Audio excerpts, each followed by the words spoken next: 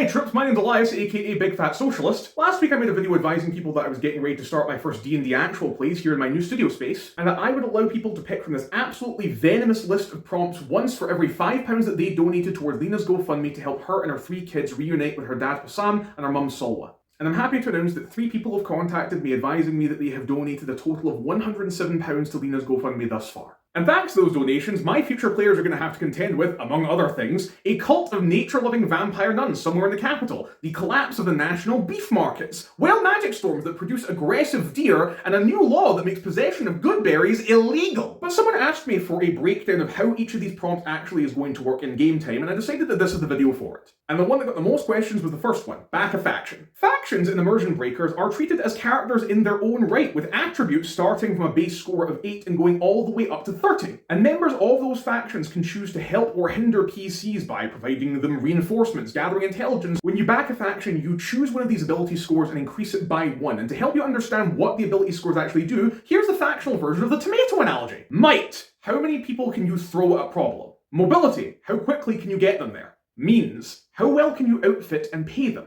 Purview. How much can you tell them beforehand? Presence. How easy a route can you plan for them? And prestige. How happy will people be when you name drop this faction? I'll go into more detail about the factions and what they are in a coming video, but for now let's move on to option 2, spread a rumour.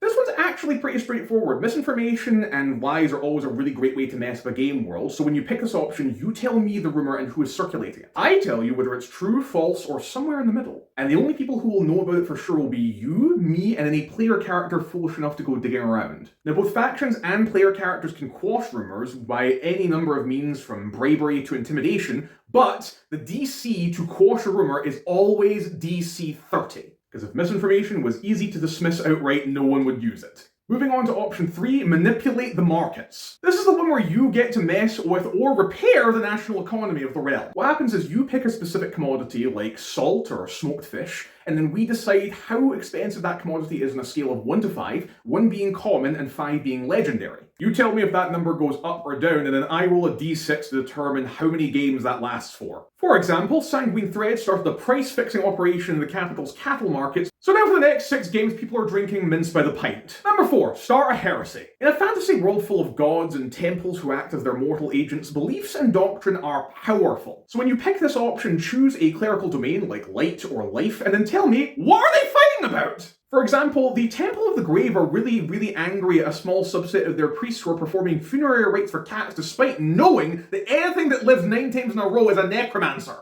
When a heresy starts, each month we make a DC 30 religion check with a +10 to the roll to see if it's growing or shrinking. If it shrinks 3 times in a row, it fades into obscurity, but if it beats the save, it grows until potentially it becomes a temple doctrine, or worse, gets confirmed by the gods as canon. And PCs can make a religion check when communicating with that heresy's followers to give them either advantage or disadvantage on their roll for that month. A fantastic way to make enemies if I've ever heard one, which leads me to option 5, put a bounty out on an NPC or future PC. This one's really straightforward. You put a bounty, legitimate or not, on a non-player character or one of our PCs, and advise me of who's offering it and why. You tell me what the reward is on completion of the bounty, and if the PC completes that bounty, they get the reward. Next up is propose a law. You tell me the intended effect of the law, who wrote it in its jurisdiction, and then I will pass it to my Hero and Up patrons who will vote on it in our mock parliament, where if passed, it will impact every game session going forward until repealed. Which leads us to 7. Add something to the wild magic table. Now, fun fact, there are all of 2 classes in D&D 5e that interact with the wild magic table, and both get a level 14 ability that lets them choose from 2 options on that table during a search. So rather than mess with the subclasses, I decided to just mess with the table. So I stripped the player's handbook wild magic table down to just 20 gems, and then edited their effects to more or less conform to the formula of when you land on this result, X happens unless you choose it from 2 options, in which case Y happens. For example, you turn into a potted plant at the start of your next turn, yada yada yada, but if you choose this result, you may choose a target creature to become a potted plant unless they expend a legendary resistance. So that's the perks and how they work, and if you too want to mess up our game world more than people already have, you can do so by donating to Lena's GoFundMe using the link in my bio. And I'll be sure to update you again next week with any changes. Special thanks to my Mythic and Sandwich tier patrons Dugrin, Griffin Provenzano, Devil, and Brandon Creer. And an extra special thank you to my early backers Ryan Henderson, Winterslade, D Sparrow, Dugrin, Watchful Spirit, Harrison Pollen, Gunnar, Computer Coder, Patchwork Wizard, Zeb Pickering Polstra, William Ferrari, Isaac Davies, Sushot Mack, Andrew Davis, Lemon Planter, Sora Mayura Yukino, Displacer Cat Shi, Zynorax, Gabriel Shepherd, Harry 1863, Anthony Williams, Kay Burnett, Peter Allen, Michael Douglas, Jordan S., Aaron Grover, Wanna Trip Baby, Damian Lane, Carl Lilia, Righteous Steak, Thomas O'Neill, Joshua Smith, Jenny Size, Matthew, and Evan Haggard.